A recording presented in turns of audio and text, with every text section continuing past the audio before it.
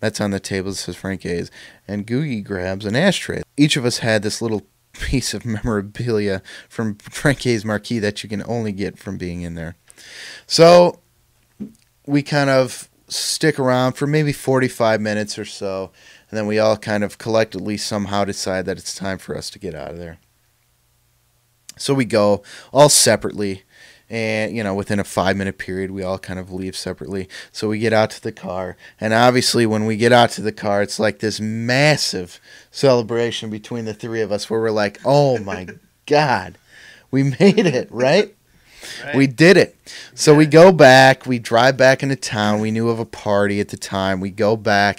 And there's all of our kind of peers and girlfriends and all these people who we were friends with. And we get back to the party and we show our memorabilia.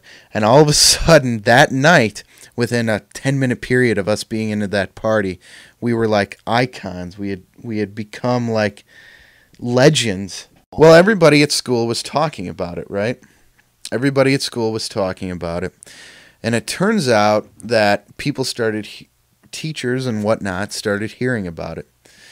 And because everybody was talking about it, we told a couple people, and everybody found out about it. So teachers found out about it, and one of the teachers who found out about it was an art teacher, and that art teacher's brother was a cop, right? He was on the Belvedere Police Department.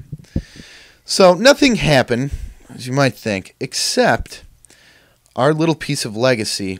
There was a sign on the door that said, and this sign was never there before, but it was there because of it, that said, anyone entering the establishment will be asked for 3 IDs. It was this big sign on the door that was there because the art teacher told his brother, who was a cop, that these kids got in using not fake IDs, but fake identities. Would the moral of the story be that you just don't trust your art teacher?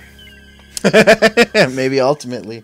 Well, it could be. I like to think the moral of the story is when your friend has a brilliant idea as to how to get you and your friends into a establishment that has naked girls and serves beer and you're 17 years old, you do it. Because you never know, you might become a bit of a legend at your high school. Doesn't matter how cold it is, you go in.